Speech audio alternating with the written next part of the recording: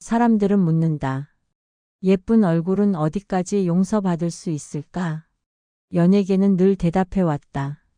웬만한 실수는 눈 감아주고 웬만한 무례는 개성으로 포장해왔다. 그러나 어떤 순간부터 그 포장은 찢어지기 시작했다. 말 한마디, 자리 하나, 표정 하나가 사건이 되고 전설이 되고 결국 한 사람의 인생에 지워지지 않는 꼬리표로 남았다. 오늘의 이야기는 폭로도 미담도 아니다. 미모가 방패였던 시절과 그 방패가 더 이상 통하지 않게 된 순간 그 경계선에 서 있던 5명의 이름에 관한 기록이다. TOP5 김희선. 미모는 면죄부가 될 수 있는가라는 질문을 가장 먼저 던진 이름. 1990년대 한국 대중문화의 전반부와 후반부를 나눌 때 전반이 최진실이었다면 후반은 단연 김희선이었다. 그녀는 단순히 예쁜 여배우가 아니었다. 시대가 요구한 얼굴이었고 미디어가 필요로 한 상징이었으며 광고주가 가장 먼저 떠올린 이름이었다. 드라마는 출연 즉시 흥행 공식이 되었고 광고는 그녀의 미소 하나로 매출 그래프가 움직였다.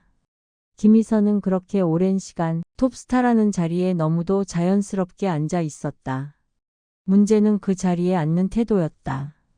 김희선 본인조차 훗날 인정했듯 젊은 시절의 그녀는 솔직함이라는 단어로 포장하기엔 다소 거칠고 무례한 성격으로 업계에 각인돼 있었다. 직설적이라는 표현은 당시 그녀를 감싸기 위해 선택된 완곡어였고 현장에서의 평가는 그보다 훨씬 노골적이었다. 대표적인 일화가 있다. 드라마 목욕탕집 남자들 대본 리딩 현장. 연예계에는 암묵적인 서열이 존재하고 그 서열은 좌석 배치에서부터 드러난다. 그러나 김희선은 대선배들이 앉아야 할 자리에 아무런 거리낌 없이 자리를 잡았고 그 장면은 배우 강부자의 공개적인 꾸지람으로 마무리됐다. 이 사건은 지금까지도 그 시절 김희선을 설명하는 가장 짧은 예문처럼 업계에서 회자된다. 사생활에서도 그녀의 이미지는 조심성과는 거리가 멀었다. 술자리를 즐기던 그녀는 지인들 사이에서 토마토라는 별명으로 불렸다. 마신 뒤 토하고 다시 마신다는 의미였다. 웃고 넘길 수 있는 농담처럼 보이지만 여배우에게는 결코 가볍지 않은 꼬리표다. 드라마 미스터 쿠유 촬영 당시의 일화는 그 이미지를 결정적으로 굳혔다. 대부분의 남자 배우들이 그녀의 애교에 호의적이었지만 배우 김민종만은 예외였다. 어색한 분위기를 풀겠다며 마련된 회식 자리. 술에 취한 김희선은 반말과 주사를 이어갔고 결국 김민종이 그녀의 뺨을 때렸다는 이야기가 연예계 전설처럼 퍼져나갔다. 이 사건은 아이러니하게도 김희선의 인성 논란을 덮어버렸다. 논란의 초점은 그녀의 태도가 아닌 김민종의 폭력성으로 이동했기 때문이다. 시간이 흐른 뒤 김민종은 공개 석상에서 이를 후회한다고 밝혔다. 그러나 그 사과가 김희선의 젊은 시절을 완전히 정화시켜 주지는 못했다. 다만 분명한 변화는 있다.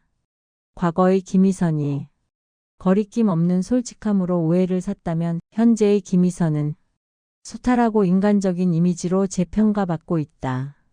사람이 변한 것일까? 아니면 대중이 관대해진 것일까? 어쩌면 답은 단순하다. 미모가 더 이상 모든 것을 용서해주지 않는 시대가 되었고 그녀는 그 변화에 비로소 속도를 맞춘 것인지도 모른다. TOP4 김현주. 너무 빨리 떠버린 별은 자신이 왜 빛나는지 잊는다. 김현주의 연예계 데뷔는 배우의 정석 코스를 밟은 출발이라기보다는 이미 완성된 이미지 상품에 가까웠다.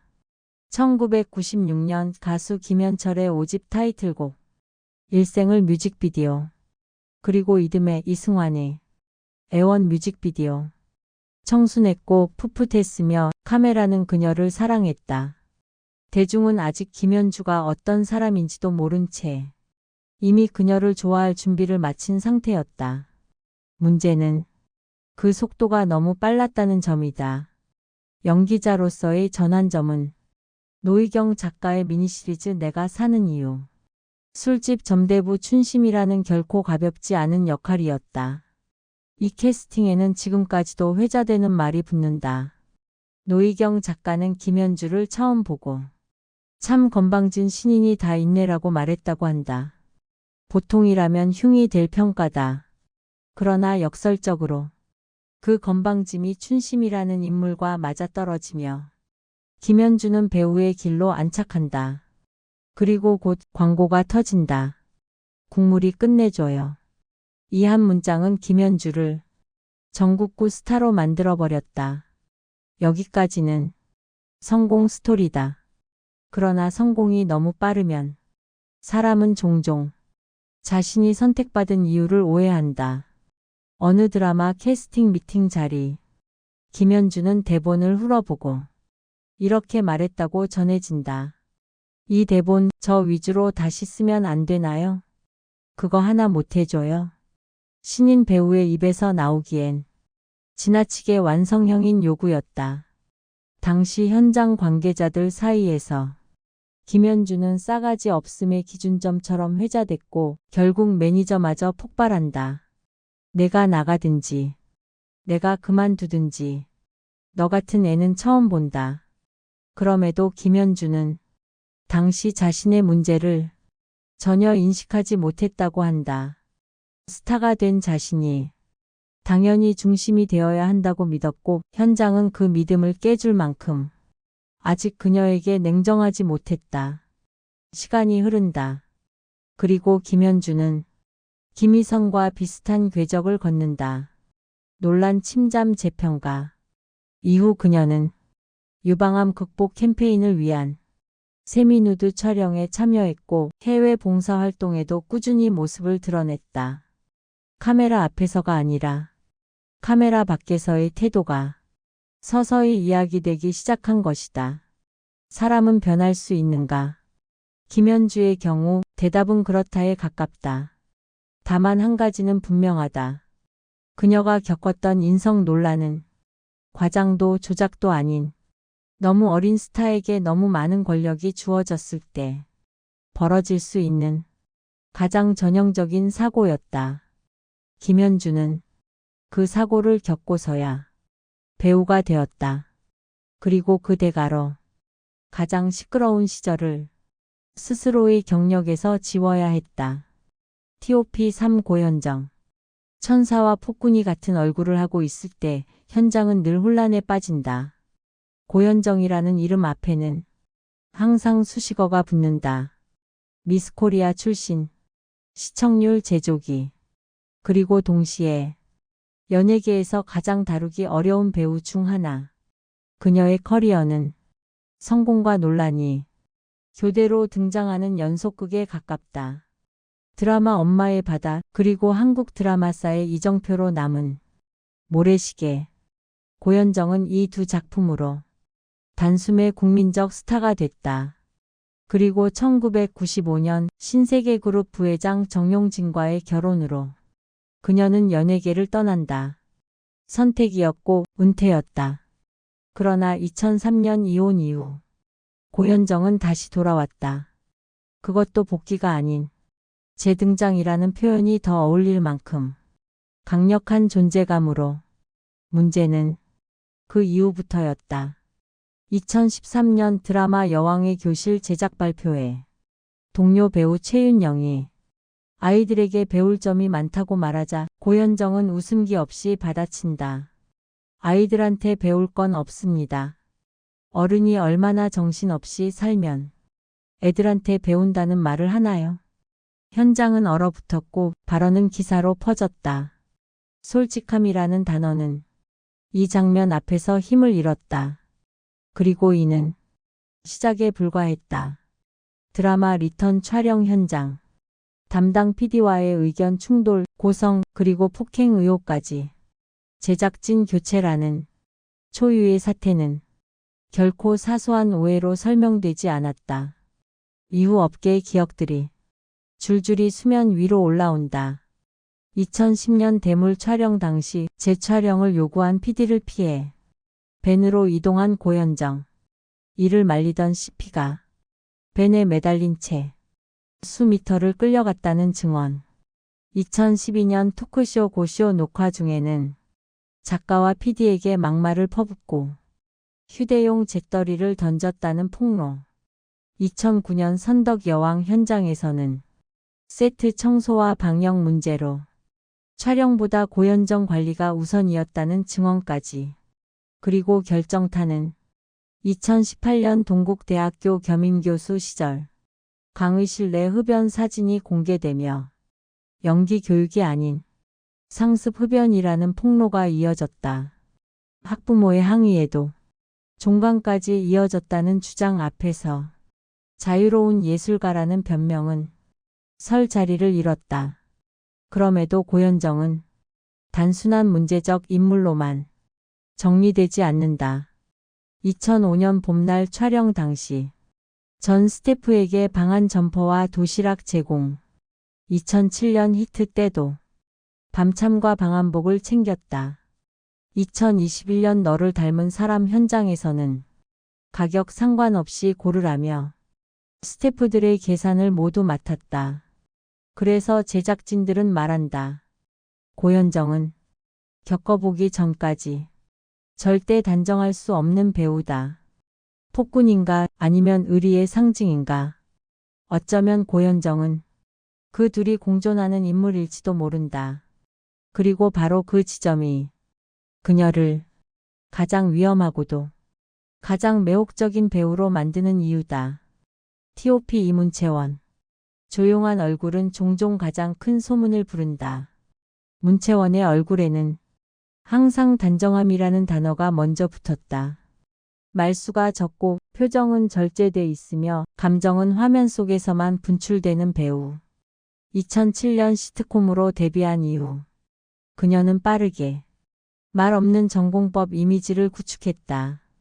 그리고 2008년 SBS 사극 바람의 화원. 문채원은 이 작품을 통해 청초하고 고전적인 미모의 대명사가 된다. 이후 그녀의 필모그래피는 큰 기복 없이 안정적이었다. 연기는 무난했고 이미지는 흠잡을 곳 없어 보였다. 문제는 그 흠잡을 곳 없어 보임이 오히려 의문을 키웠다는 점이다. 2020년 드라마 악의 꽃 이후 문채원의 방송 출연은 눈에 띄게 줄어든다. 예능 한두 편을 제외하면 대중 앞에 거의 모습을 드러내지 않았다. 그러자 늘 그렇듯 빈자리는 소문이 채운다. 일부 누리꾼들은 그 이유를 과거 인성 논란에서 찾기 시작했다. 연예계 비화를 다루는 이 채널 프로그램 용감한 기자들.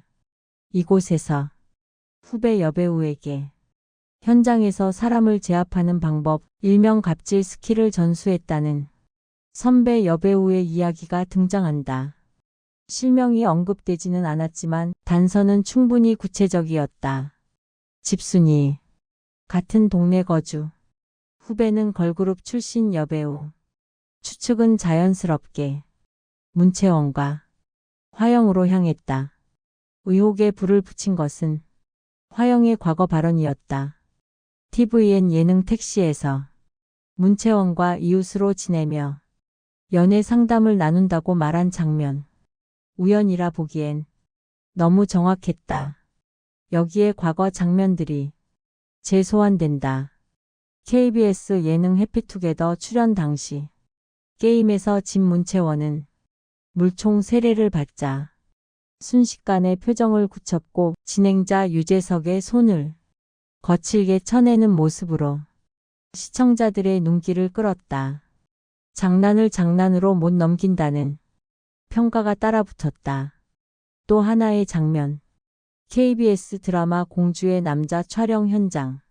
대선배 이순재가 문채원을 향해 이례적으로 직설적인 충고를 던진다. 배우는 시간을 지켜야 한다. 스타성을 과시하려고 약속 시간에 늦는 건 절대 좋은 태도가 아니다. 이 말은 곧바로 현장 태도라는 키워드와 함께 확산된다. 설상가상으로 문채원은 성범죄로 구속된 가수 정준영과의 친분이 알려지며 다시 한번 논란의 중심에 선다. 소속사는 강경 대응을 예고했지만 이미 퍼진 소문은 쉽게 수습되지 않았다. 문채원은 공개적으로 해명하지 않았다. 침묵을 선택했다. 그러나 연예계에서 침묵은 종종 부인보다 오래 기억된다. 문채원은 여전히 단아한 얼굴로 스크린과 브라운관을 오간다. 하지만 그 얼굴 뒤에 붙은 조용하지만 까다롭다는 평판은 아직 완전히 지워지지 않았다. 어쩌면 그녀는 아무 말도 하지 않았기 때문에 더 많은 말이 그녀를 대신해버린 배우인지도 모른다.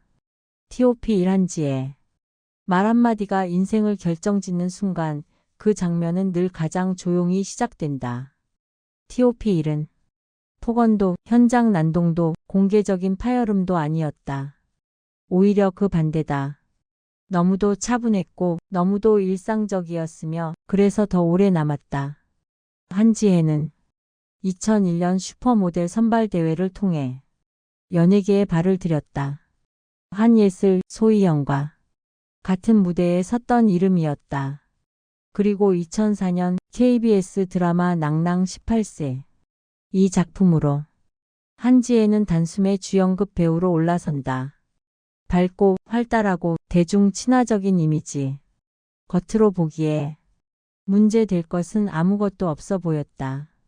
그러나 균열은 언제나 내부에서 시작된다. 배우 정여원의 폭로성 인터뷰가 그 시작이었다. 한 영화의 첫 촬영 날 주연 여배우가 차가운 눈빛으로 이렇게 말했다는 것이다. 언니는 욕심이 없나 봐요.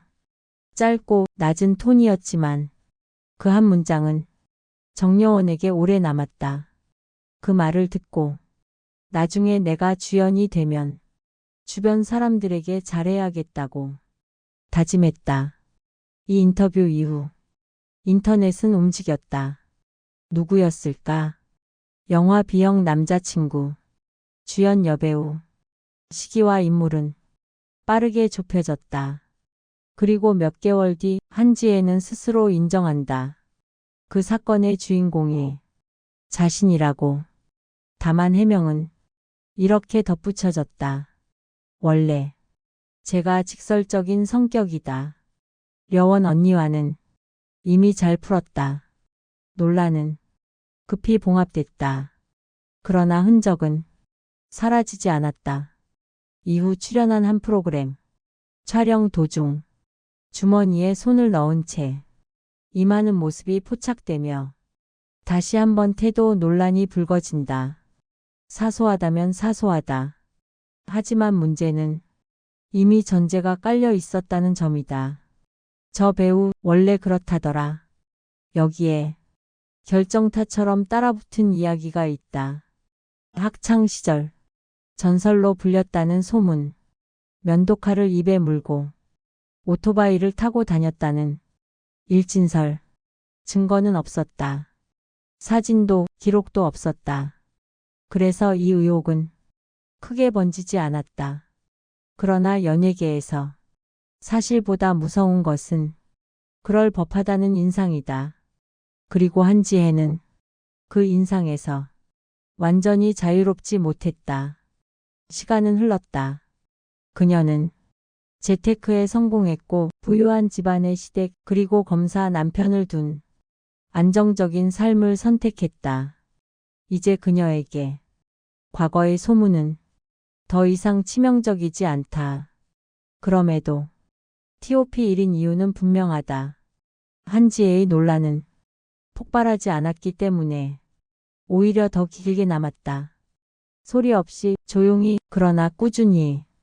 연예계에서 가장 무서운 인성 논란은 기사가 아니라 사람들 기억 속에 남은 이미지다. 그리고 한지혜는 그 예시로 가장 많이 언급되는 이름이 되었다. 좋은 얼굴은 시간을 이길 수 있을까? 아니면 시간은 결국 모든 얼굴을 신문대에 세울까? 이 5개의 이야기는 각기 다른 이름을 달고 있지만 끝내 하나의 질문으로 수렴한다. 스타는 언제까지 스타로서 용서받을 수 있는가? 연예계는 늘 재능과 인기를 기준으로 사람을 평가한다고 말한다. 그러나 실제로 작동하는 질서는 훨씬 노골적이다. 잘 나갈 때의 무례는 당돌함이 되고 침묵은 신비주의가 되며 권력은 카리스마라는 이름으로 미화된다. 문제는 그 모든 단어들이 상황이 바뀌는 순간 가장 잔인한 증거로 되돌아온다는 점이다. 한때는 웃고 넘겼던 말, 원래 저런 성격이야 라는 변명, 그래도 실력은 있잖아 라는 합리화. 그것들은 시간이 지나 왜 아무도 말리지 않았는가라는 질문으로 바뀐다. 이 이야기 속 인물들이 특별히 악해서가 아니다. 오히려 너무 빠르게, 너무 많이, 너무 쉽게 선택받았기 때문에 자신이 서 있는 자리를 점검할 기회를 잃었을 뿐이다. 연예계는 종종 사람을 성장시키기보다 사람의 미성숙을 방치하는 구조를 가진다. 성공이 먼저 오고 책임은 나중에 따라붙는다. 그리고 그 책임은 대개 가장 늦은 순간에 청구된다.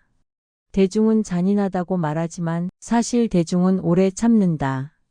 문제는 참다 더 이상 참지 않게 되었을 때다. 그때부터 기억은 사실보다 더 무거운 짐이 된다. 그래서 어떤 논란은 사과로 끝나고 어떤 논란은 해명으로도 지워지지 않는다. 폭언보다 무서운 건 아무 일도 아닌 듯 남아있는 인상이고 폭발보다 위험한 건 조용히 쌓여버린 이미지다. 이 5명의 이름이 지금도 계속 회자되는 이유는 단순하다. 그들의 논란이 완전히 끝나지 않았기 때문이다. 기사에서 사라졌을 뿐 사람들의 기억에서는 아직 퇴장하지 않았다. 어쩌면 이 이야기는 그들만의 이야기가 아니다. 다음 차례는 언제든 바뀔 수 있고 새로운 얼굴은 늘 등장한다. 다만 한 가지는 분명하다. 이제는 미모도 인기도 침묵도 영원한 방패가 되지 못한다는 사실이다. 연예계는 계속 돌아가지만 기억은 그렇지 않다. 그리고 그 기억이 남기는 평판은 언젠가 반드시 가장 조용한 순간에 그 사람의 이름을 다시 불러낸다.